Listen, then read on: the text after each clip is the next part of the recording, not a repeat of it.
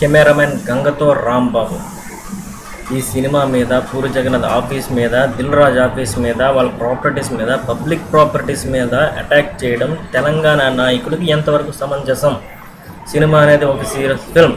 సినిమాలో ప్రజలను ఎడ్యుకేట్ చేశారు. నీచ రాజకీయ నాయకుల వల్ల ప్రస్తుతం మన రాష్ట్రం ఎదుర్కొంటున్న సమస్యలు మన తెలుగు ప్రేక్షకుల్లో మెజారిటీ అయిన మాస్ ప్రేక్షకులను రీచ్ అవ్వడానికి నిజాయితీగా చేసిన ప్రయత్నం రాంబాబు సినిమా.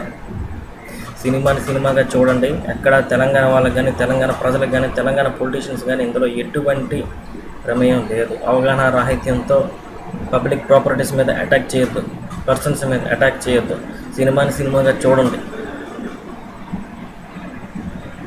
తెలంగాణ ప్రజలు చాలా మంచివాళ్ళు. తెలంగాణ రాజకీయ నాయకులే తెలంగాణ ప్రజలను మిస్లీడ్ చేస్తున్నారు. ఇదే కనుక కంటిన్యూ అయితే మీరు తెలంగాణ మీద కానీ, ఆంధ్రప్రదేశ్ మీద కానీ ఎటువంటి స్టేక్ కూడా తీసుకోకపోతే గవర్నమెంట్, అది కాంగ్రెస్ అవని, టీడీపీ అవని, వైఎస్ఆర్సీపీ అవని, టీఆర్ఎస్ అవని, ఇంకేదైతే అవని, ఇలాంటి వీడియోస్ బోల్డ్ని వస్తాయి. రాబోయే ఎలక్షన్స్లో ఒక్క ఓటు కూడా యూత్ అనేవాడు వేయడు. ఇది స్టార్టింగ్. ప్రజలను రెచ్చగొట్టద్దు. మంచి సినిమాలను ఆదరించండి. అది జనం కోసం తీసిన సినిమా, జనాలను ఎడ్యుకేట్ చేయడం కోసం తీసిన సినిమా. వేరే సినిమాలను తెలంగాణ వాదులు అడ్డుకుంటున్నప్పుడు ఇంతగా ఎఫెక్ట్ రాలేదు, కానీ ఇప్పుడు వస్తుందంటే కారణం ఏంటి?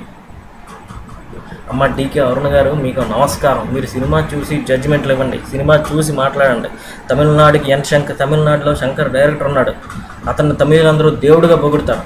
మనకి ఉన్నాడు ఒక ఎన్ శంకర్. ఈరోజు ఈనాడు పేపర్లో, వసుంధర పేపర్లో స్టేట్మెంట్ ఇచ్చాడు. సిగ్గు చేటు, తెలుగు వాళ్ళందరూ సిగ్గుపడతారు. జై హింద్. ఇది నా భారతదేశం, నా దేశం. భారతీయులందరూ కలిసే ఉండాలి. జై హింద్.